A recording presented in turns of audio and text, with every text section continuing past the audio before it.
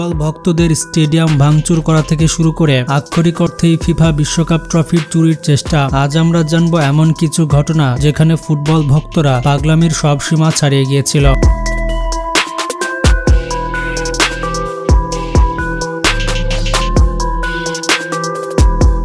যেমন ধরুন, এই ঘটনার কথায় কিছু ভক্ত লিওনেল মেসিকে ছুঁয়ে দেখার জন্য হুট করে মাঠে ঢুকে পড়ে, কিন্তু এক ভক্ত তো সব সীমা পার করে মেসিকে জড়িয়ে ধরতে গিয়ে সরাসরি মাটিতে আছড়ে ফেলে দেয়। এই অবস্থা দেখে মনে হতেই পারে মেসির এখন সত্যি তার সেই বডিগার্ডকে ফিরিয়ে আনা উচিত।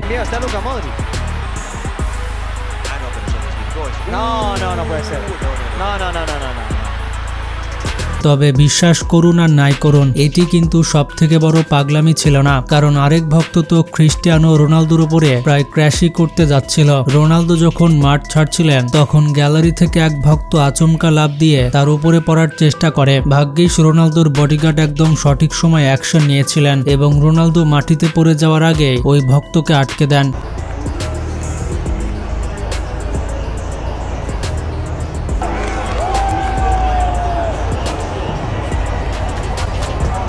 মাঝে মাঝে ভক্তরা শুধু মাঠে ঢুকে পড়ে না, প্রিয় খেলোয়াড়দের মুখোমুখি হওয়ার জন্য স্টেডিয়ামের বাইরে ওত পেতে থাকে। রিয়াল মাদ্রিদের এক ম্যাচের পর কিছু ক্ষুব্ধ সমর্থক স্টেডিয়ামের পেছনের গেটে খেলোয়াড়দের জন্য অপেক্ষা করছিল। খেলোয়াড়রা যখন গাড়ি নিয়ে বের হচ্ছিলেন তখন সেই ভক্তরা তাদের উদ্দেশ্যে গালিগালাজ শুরু করে, এমনকি গাড়ি লক্ষ্য করে হামলাও চালায়। অবশ্য সার্জিও রামোসের মতো খেলোয়াড়দের তারা কিছুই করতে পারেনি।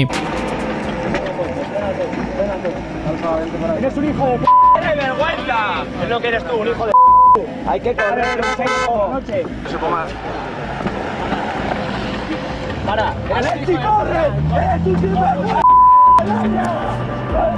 কিন্তু আপনি যদি ভাবেন এটাই চরম পাগলামি, তবে 2010 বিশ্বকাপ ফাইনালের এই ঘটনাটি শুনলে আপনার চোখ কপালে উঠে যাবে। জিমি জাম্প নামের এক কুখ্যাত পিচ ইনভেডার ইতিহাসের অন্যতম এক দুঃসাহসিক কাণ্ড ঘটিয়ে বসেছিল। সে নিরাপত্তা রক্ষীদের চোখ ফাঁকি দিয়ে সরাসরি মাঠে দৌড়ে যায় এবং প্রায় $20 মিলিয়ন মূল্যের আসল বিশ্বকাপ ট্রফিটি চুরি করার চেষ্টা করে, কিন্তু ট্রফি ছোঁয়ার আগে নিরাপত্তা রক্ষীরা তাকে জাপটে ধরে মাটিতে ফেলে দেয়। পরবর্তীতে অবৈধ অনুপ্রবেশ এবং চুরির চেষ্টার অপরাধে তাকে 2000 রান জরিমানা করা হয়। ভাবা যায় ফুটবলের সব থেকে মর্যাদাপূর্ণ ট্রফিটি চুরির চেষ্টা।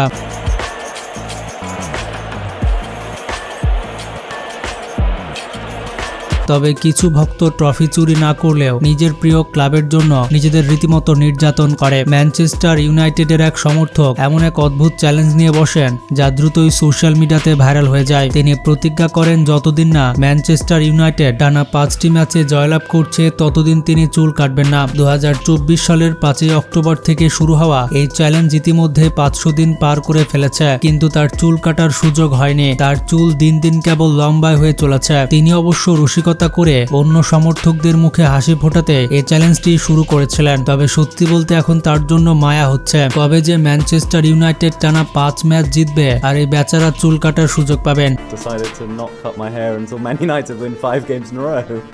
Day 1 of day 67. Day 100. Day 493 of not cutting my hair until Man United win 5 games in a row. আবার কিছু ভক্ত কেবল চুল বিসর্জন দিয়ে ক্ষান্ত হন না, ফুটবল দেখার জন্য জীবনের ঝুঁকি পর্যন্ত নিয়ে থাকেন। কিছু ভক্ত স্টেডিয়ামের টিকিট না কেটে খেলা দেখার জন্য এমন এক উপায় বের করেছেন যা দেখলে আপনি চমকে যাবেন। তারা ফ্রিতে খেলা দেখার জন্য স্টেডিয়ামের ঠিক পাশে খাড়া এক পাহাড়ের চূড়ায় চড়ে বসেন। সেখানে নাকি তাদের নিজস্ব ধারাভাষ্যকারও থাকে। পাহাড়ের উপর থেকে খেলা দেখার দৃশ্যটা হয়তো দারুণ, কিন্তু সামান্য এক পায়ের ভুল বা অসতর্কতা সেই ফ্রি সিটকে মুহূর্তেই মৃত্যুর ফাঁদে পরিণত করতে পারে।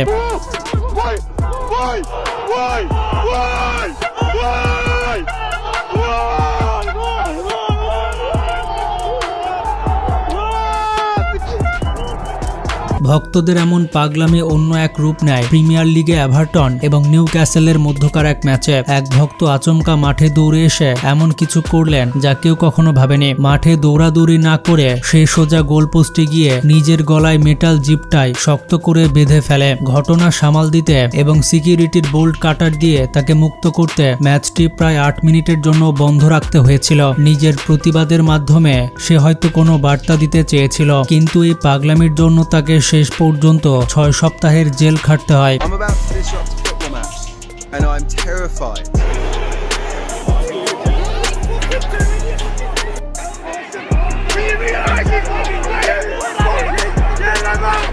আবার কিছু সমর্থক কেবল প্রতিবাদেই থেমে থাকে না, সরাসরি খেলায় প্রভাব ফেলার চেষ্টা করে। 2022 বিশ্বকাপ বাছাই পর্বে মিশর এবং সেনেগালের মধ্যকার ম্যাচে মিশরীয় খেলোয়াড়দের লক্ষ্য করে হাজার হাজার লেজার লাইট মারা হচ্ছিল। আর মোহাম্মদ সালাহ যখন পেনাল্টি শুটআউট নিতে যান তখন পুরো স্টেডিয়ামের লেজার সরাসরি তার মুখের উপরে তাক করা হয়। বেচারার চোখে কিছু দেখতে পাচ্ছিলেন না এবং স্বাভাবিকভাবে এই লেজার লাইটের যন্ত্রণায় তিনি পেনাল্টি মিস করেন। ম্যাচ শেষে ভক্তদের এমন জঘন্য আচরণের জন্য সেনেগাল ফিফাকে $1,80,000 জরিমানা দেয়।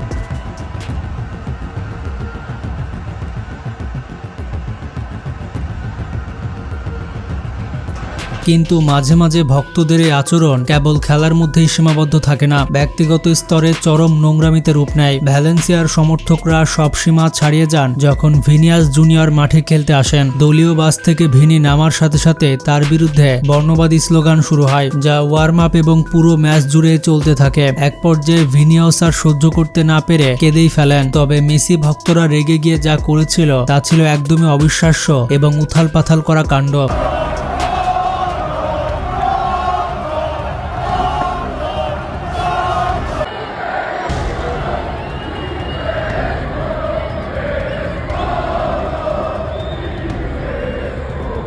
আর এই ভক্ত তো তার প্রিয় দলের প্রতি ভালোবাসা প্রকাশ করতে গিয়ে আনুগত্যকে এক অন্য লেভেলে নিয়ে গেছেন। তিনি তার পুরো শরীর জুড়ে এমনভাবে ট্যাটু করিয়েছেন যা দেখতে হুবহু তার প্রিয় দলের জার্সির মতো লাগে। এটি শুধু সমর্থন নয়, এটা তো চিরস্থায়ী পাগলামি।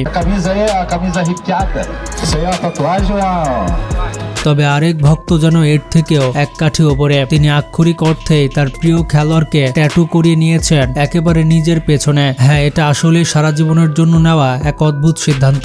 এদিকে এটি কোনো পেশাদার ম্যাচও ছিল না, তবু শুধু খেলা দেখার জন্য সেখানে 5,000-এর বেশি ভক্তের সমাগম ঘটেছিল। অনেক আসল স্টেডিয়ামের চেয়েও এটি ছিল অনেক বড় ভিড়। আর তখনই সেই ভক্তরা মাঠের ভেতরে নিজেদের ফোন ছুঁড়ে মারতে শুরু করে যাতে এই লোকটি তাদের জন্য ভিডিও রেকর্ড করে দিতে পারে।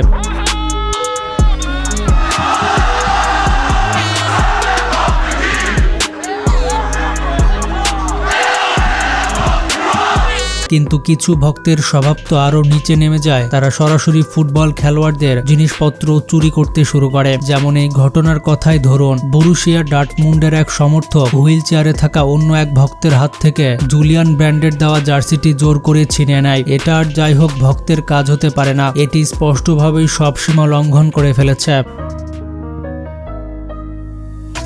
দেখতে পেলেন ফুটবল ভক্তরা কত বেশি পাগলামি করে থাকে। আসলে ফ্যান হওয়া ভালো, কিন্তু এমন ভক্ত হওয়া উচিত নয় যাতে আপনার আইডলের কোনো ক্ষতি হয়ে যায়। তো আপনি কোন প্লেয়ারকে সাপোর্ট করে থাকেন কমেন্টে জানাবেন। ভালো থাকবেন, টেক কেয়ার।